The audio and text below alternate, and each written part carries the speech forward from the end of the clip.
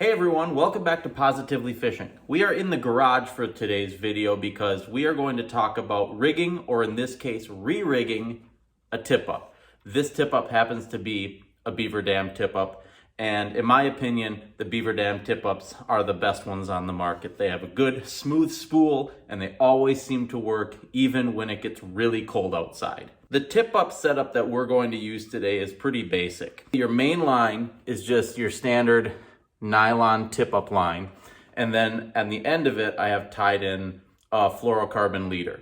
So the first thing we need to do is we need to cut off our old leader, because that's the part that we're going to be replacing.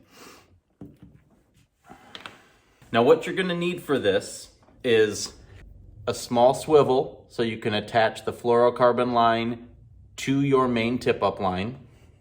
Obviously you're going to need your hook. This happens to be a size 8 treble hook, and the size 8 treble hook happens to be kind of my favorite all-around size for walleye fishing, but it's a little bit dependent upon what size minnow you're using.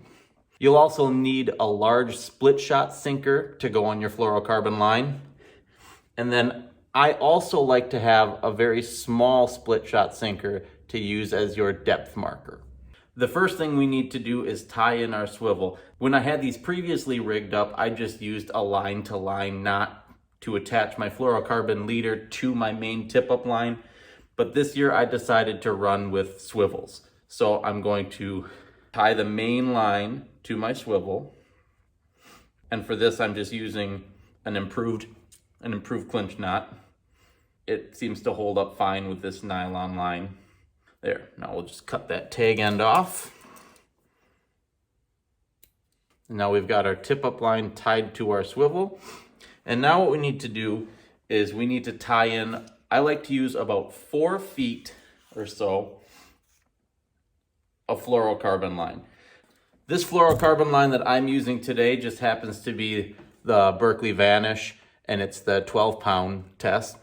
If I'm fishing water that only has walleyes in it, I might go down to an 8-pound. And if I'm fishing a body of water that has a lot of bigger northerns in it, I will maybe upsize to 14 or even 20. But 12-pound for where I fish seems to be a good compromise. It helps out with not getting bit off all the time by those little northerns while still being small enough where the walleyes don't seem to mind. So I'm just going to tie on my fluorocarbon onto the swivel. Get that through there.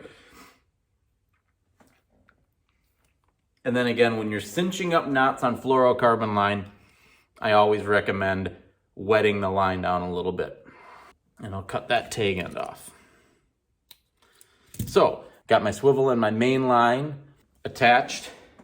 So now, on the other end, I'll attach my size 8 treble hook. Now, like I said before, I'm using a size 8 here.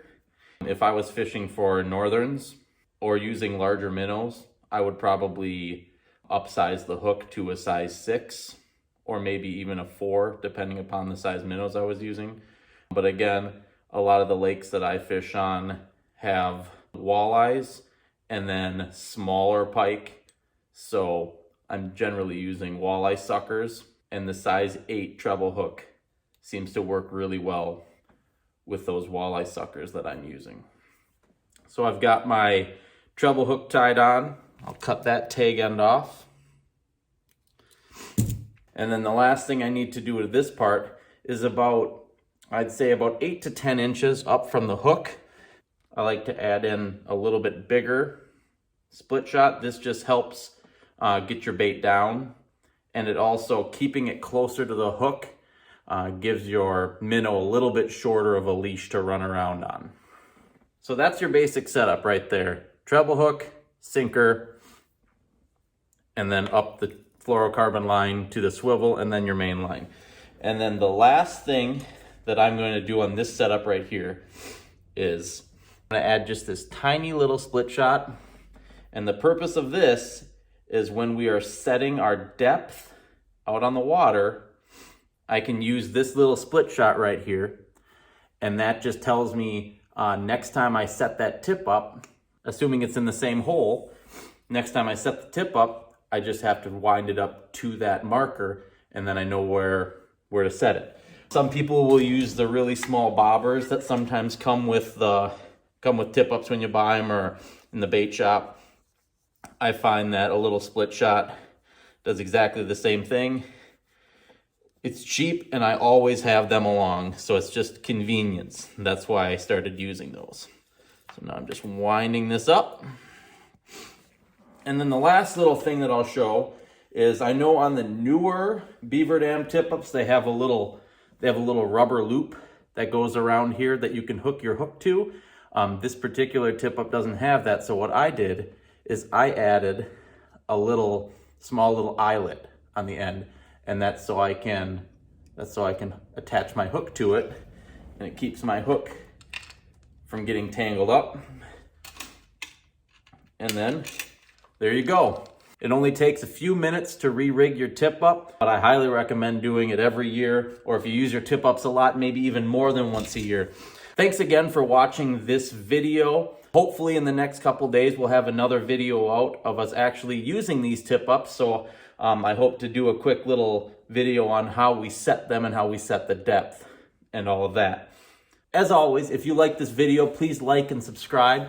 If you have any questions, or if there's anything differently that you do when you are rigging your tip-ups, please let us know, because we'd love to hear about it. Thanks again for watching, and I'll see you in the next video.